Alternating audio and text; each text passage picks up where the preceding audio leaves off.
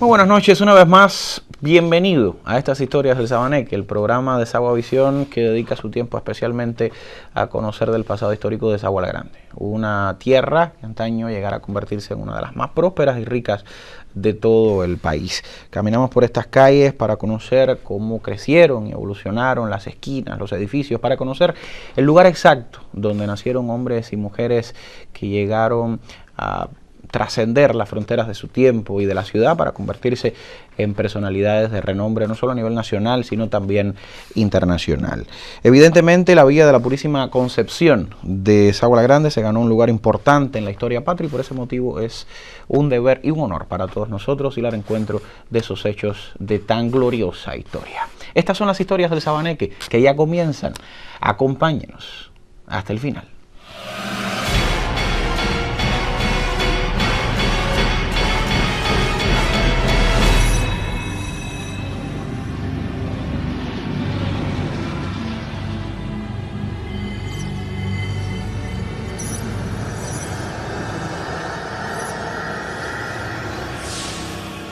Tal y como prometimos la semana pasada, esta semana acumulamos razones suficientes para hablar de la historia de Chacha del Monte. Luego, en el tiempo de memoria de sabor, acudimos al recuerdo de los habitantes de la villa que nos permitirán profundizar en la vida del mártir del Moncada, nacido aquí en Sagua la Grande, Elpidio Sosa. Por supuesto, el historiador de la ciudad, Raúl Villavicencio Finale, también llegará con su gustado segmento Sagua Viva. Esta será una oportunidad para reencontrarnos con el pasado de esta tierra común, de esta villa que nos vio nacer a todos y que está cargada de importantísima historia.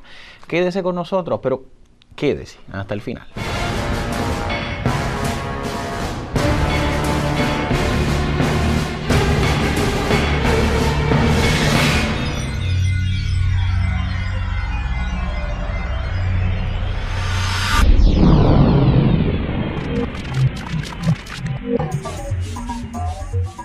Era el 14 de julio de 1953. En su modesta casa de La Habana, el joven Elpidio Sosa y González prepara deprisa todo su equipaje. La noche anterior ha dicho a su madre que pasará unos días en la provincia de Pinar del Río, mas sus amigos de la juventud ortodoxa saben que otros propósitos bien distintos animan a este valeroso joven nacido en Quemado de Güines, provincia de Villa Clara. Voy a la muerte, le confiesa a sus hermanos y compañeros de confianza. Tengo la seguridad de que voy a morir, pero la causa que defendemos no admite demora. Estoy enfermo de asco desde que se encaramó en el poder el tirano. No puedo ni quiero hablar de esto. Lo que hay que hacer se hará. Yo seguramente no podré verla, pero seguirá una Cuba nueva, limpia y diferente. La premonición del Elpidio se cumplió.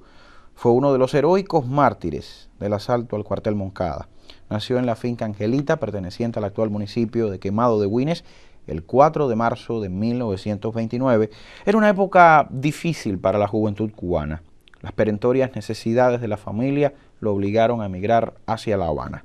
Ingresó entonces en el Partido del Pueblo Cubano Ortodoxo, en cuyas labores conoció a Fidel, a Abel Santamaría, Calixto García, Jesús Montané, Raúl Castro, Roberto Mederos y otros jóvenes destacados todos de esa generación.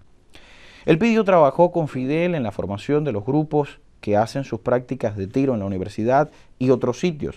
Al iniciarse los preparativos del asalto de los cuarteles Moncada y Carlos Manuel de Céspedes, hacen falta recursos para llevar a cabo los planes y el joven villaclareño aporta una pequeña suma. No es suficiente y decide entonces vender su plaza en el bar por 300 pesos. Soy un hombre que quiere luchar. Yo quiero participar en la historia, solía decir Sosa. Está entre los pocos que conocen el verdadero objetivo de la acción y por tal motivo, de acuerdo con las instrucciones, debía partir la noche del 14 de julio con Abel Santamaría y Ernesto Tisol hacia Santiago de Cuba a fin de alquilar la finca Siboney, donde bajo la cobertura de una granja de pollos se establecería el cuartel general de los insurgentes. La víspera del asalto, Sosa hace gala de su natural jovialidad y coopera en la elaboración de una suculenta comida que para muchos de los comensales sería la última. Con los primeros claros del amanecer se producirá la salida de la caravana para la fortaleza militar, donde una página heroica empezaba a escribirse con la sangre y el valor de aquellos jóvenes. Lo que hay que hacer, se hará, Yo seguramente no podré verla, pero seguirá una Cuba nueva, limpia y diferente.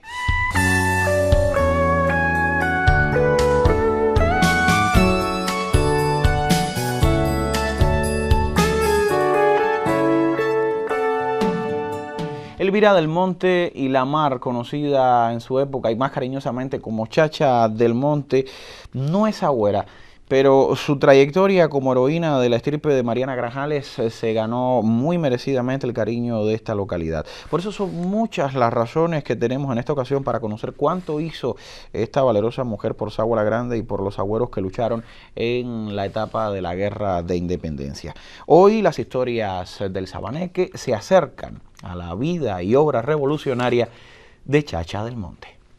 Elvira del Monte la Mar, más conocida cariñosamente en su época como Chacha del Monte, no es agüera, pero su trayectoria como heroína de la estirpe de Mariana Grajales se ganó muy merecidamente el cariño de esta localidad. Nació en Matanzas en 1854, pero en este territorio se destacó por haber consagrado los mejores años de su vida a la causa de la independencia de Cuba. La familia se estableció primero en el poblado de Santo Domingo y aún siendo adolescente se involucró en la Guerra Chiquita. Después de esta guerra la familia se estableció en Sagua la Grande. Al estallar la guerra del 95, Chacha se convirtió en un poderoso auxiliar de la Brigada de Sagua, dirigida por el brigadier José Luis Robau. Creó para ello de manera clandestina un comité patriótico de damas. El apoyo a la guerra consistió en envíos de noticias y correos, armas, explosivos, medicinas, zapatos, banderas, etc. Se le conoció en el campo insurrecto por sus nombres de guerra, tales como Zeta, la Dama del Paraguas y la número 10.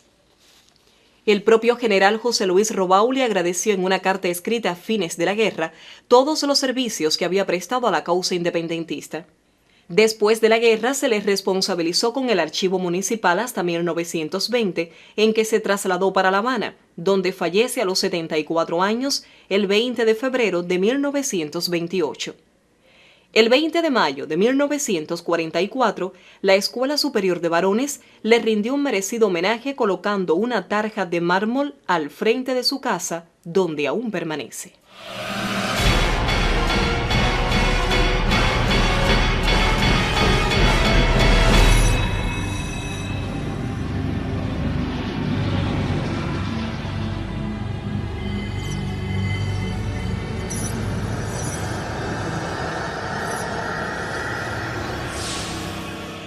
Sagua Viva es una sección atendida por el historiador de nuestra ciudad, doctor Raúl Villavicencio Finale, quien se encuentra en estos momentos en un interesante ciclo dedicado a conocer cómo evolucionaron importantes esquinas y edificaciones de la Villa del Hundoso. Démosles por esta razón la bienvenida nuevamente a Raúl Villavicencio Finale. Adelante. Bienvenido de nuevo a nuestra sección que ya se nos hace familiar, hablando en profundidad de cada esquina de nuestra ciudad. Quien no conoce la historia de su pueblo vive flotando en el presente.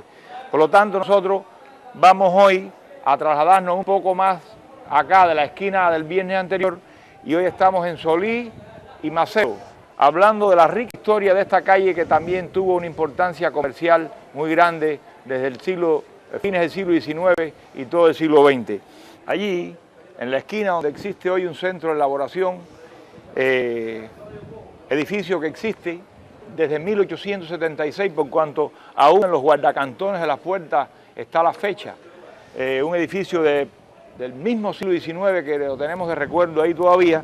Existió primero en 1902 una fábrica de gaseosas y de agua mineral y posteriormente, durante una gran parte del resto del siglo XX, el champán Sport, que fabricaba también, además del champán, un refresco de naranja que era muy codiciado, así como gaseosas, la Purita, que era el nombre que llevaba.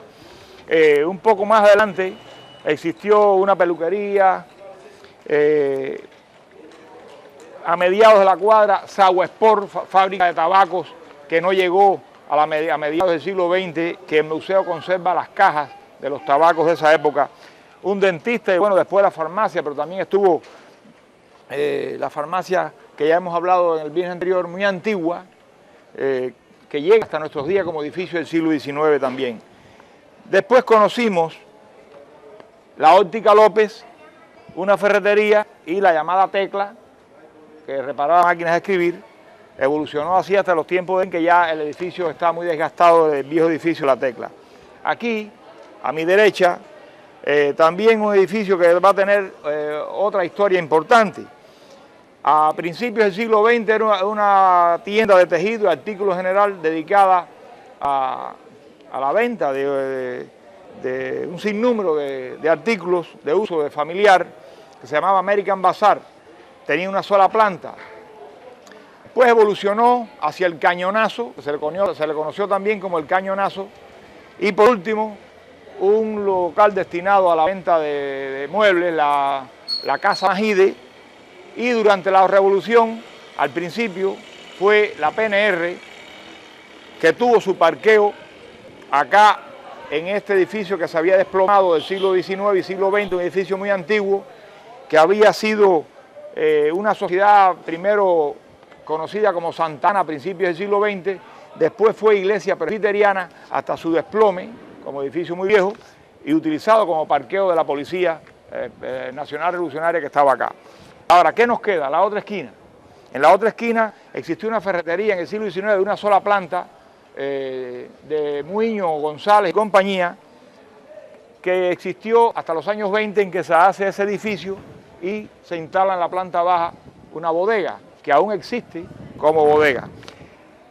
Si enfilamos hacia el sur, vamos a ver un vacío en el conocimiento histórico que no hemos podido recolectar datos, hasta unas peleterías que existieron, llegando al final, y la Francia, tienda de tejidos, que se convirtió luego en los Bobos de Moda, que esa sí la conocimos, hoy en día es una tienda de ropa reciclable.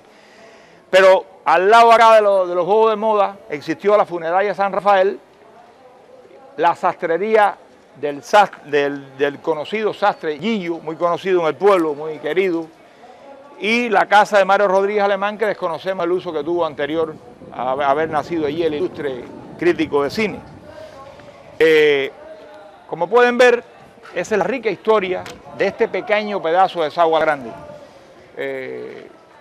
Lo esperamos entonces el próximo viernes, no sin antes agradecer el apoyo que hemos recibido de Bayolo, de Coqui y la Peña Histórica del Parque de la Libertad, que tanto información nos han brindado, porque conocieron y vieron esa época y se sienten muy entusiastas de colaborar con esta sección.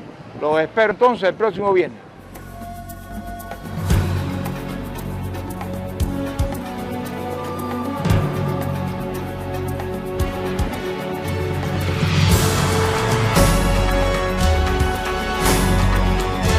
La semana que viene tendremos nuevas razones, exactamente, para conocer de la vida de Juan de Dios Oña y Ribalta. Luego en la sección Memoria de Sagüeros acudiremos al testimonio del comandante Víctor Dreque para conocer de la lucha rebelde a fines de los años 50 y el triunfo de la revolución específicamente en la zona de Sagua la Grande. Juntos estaremos dentro de 7 días exactos para compartir una vez más la historia de la Villa del Hondoso. Hasta entonces, buena suerte.